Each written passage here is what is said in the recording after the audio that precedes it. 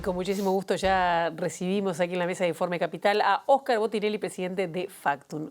Un placer. ¿Qué tal? ¿Cómo están? Muy bien. Bueno, ya la campaña calentando motores, queda muchísimo menos. Y yo empezaría por preguntarle, ¿cómo está la carrera electoral en estos momentos, cuando, bueno, falta un mes y nada para las elecciones, ¿no? Sí, un mes y 2 días. Formalmente uno diría, la campaña electoral empieza dentro de 2 días. Si uno dice eso, le iba a decir 2 días, 2 años que empezó.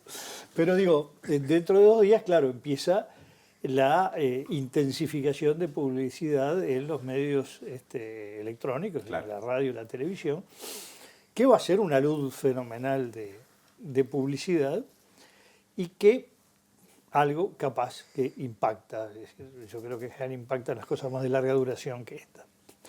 Lo que estamos es en una carrera electoral donde creo que ahora se está cada vez tomando más conciencia que la presidencia es una elección, pero hay otra tan importante como la presidencia, que es el Parlamento y cómo quedan las bancas parlamentarias. Esto se tomó mucha consideración, sobre todo algo en el 2009 y sobre todo en el 2014, si el Frente Amplio tenía mayoría parlamentaria o no. Y ahora tenemos claro que nadie va a tener mayoría parlamentaria por sí solo, por lo tanto es un escenario de gobierno bastante interesante donde todos van a tener que construir alianzas parlamentarias, alianzas políticas o pretender gobernar por sí solo a la búsqueda de votos parlamentarios, legislativos, cada vez que se necesite. Ahora, lo que se observa en un Frente Amplio, que hoy por hoy, falta un mes y medio, en el medio va a haber nuevos datos, entre 39 y 41 bancas de diputados y mucho mejor en el Senado. El Senado, todo va camino a 4 partidos en el Senado, salvo que haya algún repunte importante del Partido Independiente o del Partido de la Gente. Y 4 partidos hace que sea más fácil distribuir las bancas. Ingresa Cabildo Abierto, además de los 3 partidos mayoritarios en ese escenario. Claro, los 3 partidos mayoritarios. Saldría el Partido Independiente. Si esto se mantiene, el Partido Independiente entra Cabildo Abierto. Y el Frente estaría más o menos en 13, 14 senadores, en realidad. Lo deja a una banca de la mitad. Es decir, el que gana la presidencia, se sabe, tiene la vicepresidencia del Senado y con 15 el vicepresidente 16 desempata, como en la actualidad. El Frente no tiene mayoría en el Senado, lo logra con la incorporación del vicepresidente. Partido Nacional lo vemos en 8 y 9, el Partido Colorado más bien en 6 o 5 o 6, y Cabildo 2, en la encuesta anterior 3. Y en la Cámara de Diputados, el tema que esto va a depender mucho de los partidos verdaderamente chicos, porque pueden entrar todos digo, excepto Digital y de los trabajadores, pero estamos hablando del Partido Independiente, el Partido de la Gente, Unidad Popular, el Partido Ecologista Radical y Transigente, el Partido Verde Animalista, y podría dar ahí 7 diputados. O de repente entran muchos menos y con menos bancas, y tenemos 3, 4 diputados solamente de partidos chicos, y eso repercute en la mayor ganancia que puedan tener todos los grandes. No es cuestión de creer, esto beneficia al más votado. No, a veces puede beneficiar más al segundo o al tercero. Y el Frente Amplio está en 39-41, va a quedar lejos de la mayoría parlamentaria, pero con bastante oxígeno, ¿no? Y el Partido Nacional lo vemos en 26-27 bancas, el Partido Colorado más bien en 18 y Cabildo Abierto en 8, la otra vez en 9. Y acá hay que destacar que lo de Cabildo Abierto es un cambio fenomenal en el sistema político. Nosotros tenemos algo que es muy interesante. En 1910 es la última vez que se funda un partido político que ingresa al Parlamento, con el Partido Socialista. De entonces acá, todos los partidos que podemos llamar nuevos han sido transformaciones de los anteriores. Tienen esa raíz, digamos, anterior. Fusiones, el Frente Amplio, fusión del Partido Socialista, Partido Comunista, ex Unión Cívica, Partido Demócrata Cristiano, más desprendimientos colorados, más desprendimientos blancos. Nuevo Espacio, desprendimiento del Frente Amplio. Partido Independiente, desprendimiento del Nuevo Espacio. Unidad Popular, desprendimiento del Frente Amplio. En el medio hubo desprendimientos blancos y colorados que luego volvieron al redil. Este no tiene raíces como tal en los partidos, más allá de que los dirigentes sí pueden haber estado militando o votando en algún partido, pero no hay ningún desprendimiento, una corriente que se haya formado en un partido y se haya ido. ¿Y qué canaliza entonces? ¿Cómo lo explicamos lo de Cabildo Abierto? Bueno, lo explicamos de muchos puntos de vista. Primero ideológico, es un partido claramente posicionado en una derecha popular, social, conservador, profundamente, católico conservador, con una visión del artiguismo, de lo que llama el artiguismo social, que lo aproxima mucho a la visión del artiguismo de la izquierda, más que a la visión histórica tradicional. No es, siendo de derecha y conservador, no es liberal en lo económico, es más bien un partido que se apoya o tiene una visión muy positiva de la ganadería o de la agropecuaria por un lado, y no es muy partidario o al revés, es partidario que el Estado controle bastante las fuentes de energía, las comunicaciones, en ese sentido bastante distante del pensamiento liberal, y además en lo geopolítico bastante distante de lo que pueden ser los grandes bloques de poder, una idea muy regionalista, de una geopolítica muy regional y claramente contrario a que la visión norteamericana de que los ejércitos se transformen, los ejércitos latinoamericanos, se transformen en guardias nacionales. La idea que su función es interna y policíaca, manteniendo la función clásica del papel de la Fuerza Armada, de la defensa nacional, que es otra cosa y mucho más compleja y abarcativa. Yo lo definiría muy rápidamente, un partido un líder, porque es un partido personalista, que tiene muchos matices ideológicos y que es producto sin duda de una construcción de pensamiento de larga data, ¿no? Bien,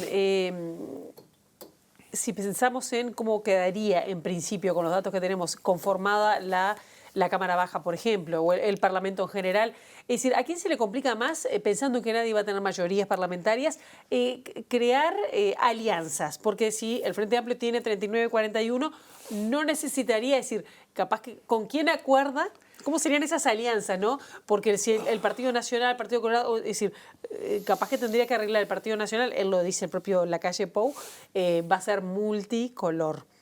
Sí, el tema Las es el alianzas, siguiente. ¿no? ¿Cómo sería eso? Hasta ahora el Uruguay fue gobernado desde la restauración institucional con un primer gobierno que tenía un gran espacio porque no había una coalición de gobierno, pero también el Frente Amplio aportaba mucho a la transición institucional, además del Partido Nacional que tenía ministros no políticos. Pero luego tuvimos 3 gobiernos consecutivos con el nombre que sea coalición Partido Nacional, Partido Colorado. Y luego 3 gobiernos consecutivos de partido con mayoría propia, pero son 6 periodos consecutivos de gobiernos con mayorías parlamentarias, directas o construidas. Ahora, lo más fácil para una mayoría parlamentaria del lado opositor, Partido Nacional más Partido Colorado, Partido Independiente, eventualmente Partido de la Gente. El tema es, ¿le dan las cuentas? Hoy no le están dando, digo bien. En principio no, en principio uno ve más tirando, bueno, podrían llegar a los 15 senadores, en principio lo estamos viendo en 14, para que queden 14, una de dos, o Cabildo Abierto saca 3 o el Frente Amplio saca 14. Claro. Y en la Cámara de Diputados tendrían que llegar a 50 diputados, lo que hoy no parece tan claro, y existe una buena probabilidad, no quiere decir que se den y que sea mayoritario, que Cabildo Abierto termine siendo el partido decisor de la construcción de una mayoría parlamentaria, cosa que es una cosa muy novedosa y que abre muchísimas interrogantes. Y el Frente Amplio tiene un problema que le falta una cultura de coalición, incluso hemos visto en el candidato presidencial. ¿Con quién acuerda? Bueno, no solo quién acuerda, sino si hay voluntad. Hemos visto declaraciones de la fórmula presidencial que el Frente Amplio podría buscar acuerdos legislativos para aprobar leyes. Cuidado, acá no se nombra un solo ente autónomo, si no hay mayoría en la Cámara de Senadores. Y eso no es salir a veces creo que hay una visión simplista en la izquierda, con cargos conseguimos los votos. La cosa es más complicada que eso. Pero además, cuidado si la oposición se pone muy furiosa y se forma una coalición opositora mayoritaria que pueda llegar a tener 60 diputados, 58 diputados, y empieza a decir, vamos a voltear a los ministros. Los ministros requieren respaldo parlamentario, una cosa que se saltea a mucha gente en este país. Y empezamos a tener una inestabilidad de gobierno, no es inestabilidad institucional, inestabilidad de gobierno. Para evitarlo hay que tener, por lo menos, evitar una coalición opositora. mayoritaria. Por lo menos que la oposición esté algo dispersa y tenga una parte amigable, aunque no esté en coalición con el gobierno. ¿Y usted identifica sectores con ese perfil como para acercarse a un eventual gobierno del Frente Amplio que procure esos entendimientos? Esto se empieza a ver el 25 de noviembre. Después del balotaje. Después del balotaje. Pero sí, porque antes del balotaje nadie adelanta nada. Salvo lo que podría haber, pero no lo estoy viendo todavía, que el Partido Nacional, el Partido Colorado, incluso el Partido Independiente, repitan lo que hizo el Partido Nacional, el Partido Colorado en el 99, que le dio mucho resultado, que fue enseguida de octubre una coalición explícita con acuerdo, 11 puntos firmados acá en la Plaza Constitución, en la Casa del Partido Nacional, y con los líderes del Partido Nacional recorriendo el país como si fuera su propia fórmula presidencial. Claro. Eso le da una buena probabilidad. Si por el contrario el Partido Nacional sale solo con los demás diciendo, bueno, no, vamos a acompañar el electorado, no tienen que conquistarlo, claro. No es automático. Es decir, bueno, yo saqué tanto, sumo, cuidado con la suma. A veces esto más esto no suma lo que aparentemente suma. Y además, claro, ¿cómo quede compuesto el Parlamento? Una banca más, una banca menos, deja un escenario que permite más fácil o más difícil un acuerdo. Por eso el diseño que quede la noche del 27 de octubre es muy importante. Uno, para la futura gobernabilidad. Dos, para el balotaje. El balotaje no es lo mismo si el Parlamento queda de una manera o de otra. Imaginar hoy el balotaje es muy ilusorio si todavía no tenemos el Parlamento de por medio y la actitud de los partidos que no van al balotaje, ¿cómo reaccionan? Reaccionan con fuerza, como fue Luis Alberto Lacalle la noche del 31 de octubre del 99, diciendo, llamando al país, vamos a votar la fórmula Valle Hierro, vamos a hacer un acuerdo, vamos a recorrer el país. Esa es una. Otra, 2009-2014, donde lo que hubo fue algún apoyo individual de Pedro Bordaberry, claro, pero no un apoyo formal del Partido Colorado, ni un pedido del Partido Colorado, sobre todo en 2014, de apoyo formal. Entonces, todo esto condiciona mucho el balotaje. Y yo pregunto, pienso en si el Cabildo Abierto finalmente obtiene una bancada tan importante, ¿no? 8 diputados. ¿De qué manera puede llegar a reaccionar? Porque hoy no conocemos quiénes son los legisladores que podrían asumir, a diferencia que del resto de los partidos, que uno podría llegar a tener la idea de qué votaría o qué no. Es decir, ¿cómo se podrían alinear? Porque puede que no sean bloque. Porque es un partido nuevo. ¿Y es de largo aliento? No, es un bloque, claramente es un bloque. Primero, Uruguay tiene una altísima disciplina de partidos. Tanto es así que lo que es noticia cuando no hay disciplina. Estados Unidos a nadie se le ocurre titular un día que los republicanos votaron divididos. La noticia es que votan unidos, los demócratas y los republicanos. Siempre hay alguien que se desalinea. En Uruguay la noticia es, el Frente Amplio tiene un diputado menos. Darío Pérez, por ejemplo. Bueno, Gonzalo Mujica, Darío Pérez, antes fue Víctor Semproni, Lima, el actual intendente Salto, yo qué sé, ¿no? El Uruguay tiene partidos muy disciplinados. Y un partido personalista con un líder de impronta caudillista como Guido Manini Ríos, mucho más va a ser un partido altamente disciplinado detrás de un líder político. Probablemente tenga dificultad de tener buenos operadores políticos en el Parlamento porque no hay ninguna figura que tenga antecedentes en la materia, precisamente por ser un partido nuevo, ¿no? Claro. Que tiene algunas figuras que han tenido cargos importantes, por ejemplo, excomandante en jefe de la Armada, o el candidato a vicepresidente que fue cuarto de siglo el escribano gobierno, pero no es una función que lo lleve a ser un negociador político ni un ejecutor, ¿no? Es más bien una cosa mucho más registral, de cuidar las garantías, digamos, institucionales, que es otro rol completamente distinto al que tendría siendo senador o diputado según lo que le toque, ¿no? Usted, Oscar, se planteaba poner la lupa también sobre los juegos de la oposición entre sí. Yo pongo ese tema arriba de la mesa y le sumo un ingrediente de las últimas horas. Esta especie de chisporroteo que ha involucrado a Talvi por no estar en el debate, que lo ha llevado, por lo menos a través de redes sociales y alguna conferencia de prensa también, a intercambiar ataques con Martínez, pero también con Lacalle Pou, de quien se ha dicho socio o con quien tiene una cercanía y eventual colaboración en el gobierno. Sí, yo lo que no tengo claro si los argumentos de Talvi son valederos. De decir, esto beneficia a Lacalle Pou y a Daniel Martínez. Yo digo, todo depende cómo le vaya a los dos en el debate. decir, si los dos hacen un muy buen debate, pueden ser ganadores los dos. Esta idea que un debate es un ganador, un perdedor, se demostró en el mes de junio que Andrade con Talvi fueron dos ganadores. Ahí Claro. ninguno ganó al otro. Está bien, competían con otros y acá también compiten con otros. Y de repente no es tan buena el desempeño de los dos o de uno de los dos y eso beneficia a Talvi. Es decir, a veces el quedar afuera está mal, que uno sufre, y a veces el quedar afuera es el gran beneficiario de los errores de otros. Ahora, yo creo que el problema que le veo a la oposición es el siguiente. El Partido Nacional fue girando desde diciembre, sobre todo la calle Pou, digo, él y su grupo, ¿no? su elenco, desde una posición muy acuerdista del sistema político y yo diría de escasas transformaciones, ¿no? Evolución, sí. Una cosa muy suave, a una línea mucho más fuerte, de una oposición mucho más dura, y uno diría en una línea un poco entre conservadora y de derecha, que no es lo mismo. La conservadora, sobre todo, cuando lanza la idea, vamos a hacer una agenda pro vida, lo cual tiene un referente claro, que es, bueno, vamos a tratar de que el aborto, sin derogar la ley, se aplique lo menos posible, más o menos ese. Lo cual, además, está ligado a toda otra serie de mensajes, quiere decir, no nos gusta la agenda de derechos, no le vamos a tirar abajo la nueva agenda de derechos, pero no nos gusta. Y de derecha en cuanto se fue sumando a posiciones cada vez más duras. Últimamente pasó con el Partido Colorado, con la figura de Talvi, que habiendo creado un gran estallido, apareciendo así como una gran figura mágica, prácticamente en los 60 días anteriores a las elecciones internas, en una impronta que la gente entendió, yo no entro a discusiones semánticas, como vallistizada. Ahí hay un nuevo vallismo, y lo cual fue bastante complicado para el Frente Amplio.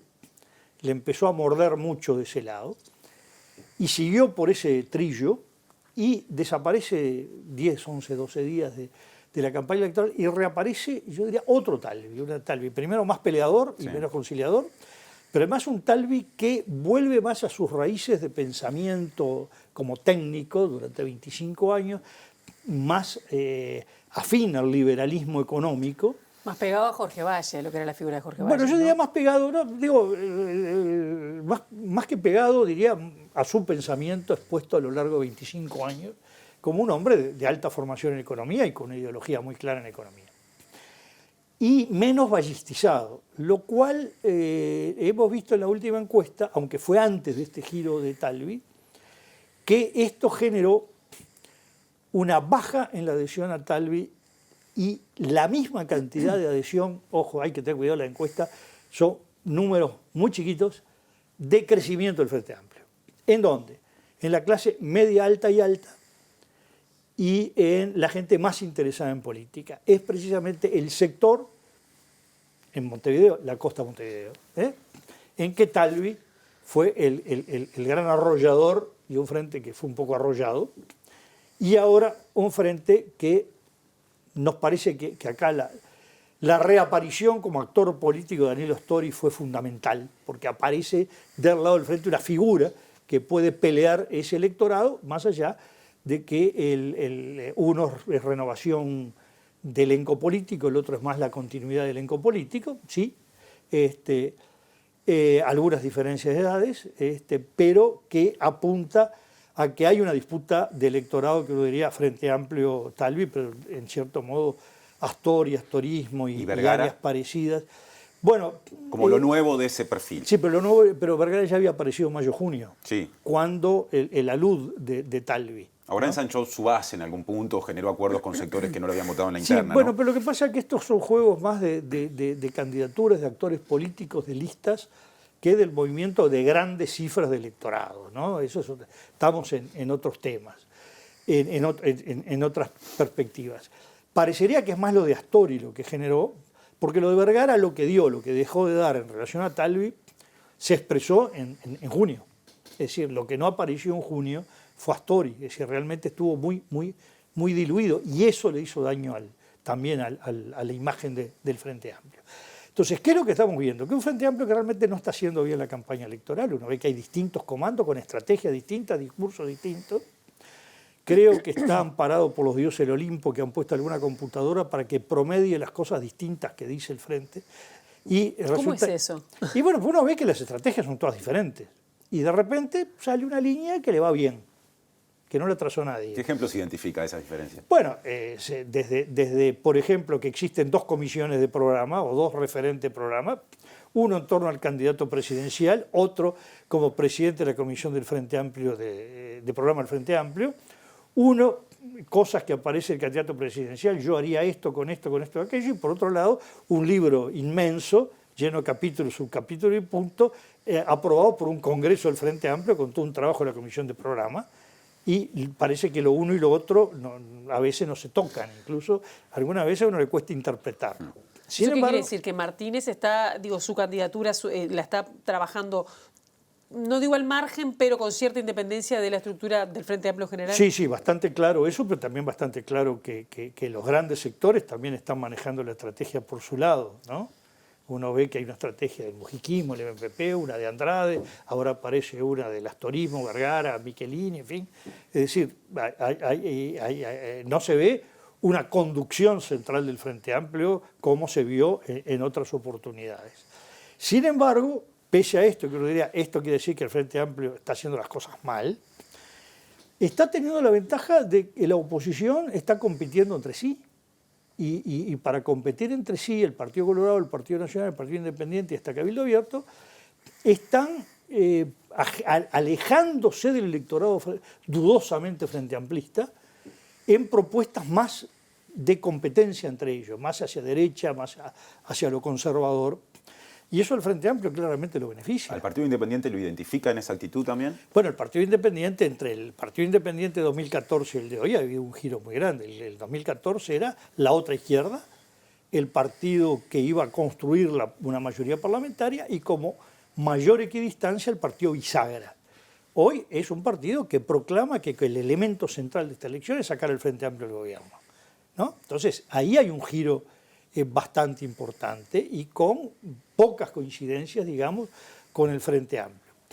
El Frente Amplio yo lo que encuentro es lo siguiente: si el sistema político lo vemos como una sucesión de capas, de placas, donde cada placa se apoya en la anterior y la posterior y por lo tanto se solapa con las dos. Una persona, un conjunto de votantes, puede ir deslizándose de derecha a izquierda, izquierda a derecha, sin obstáculos.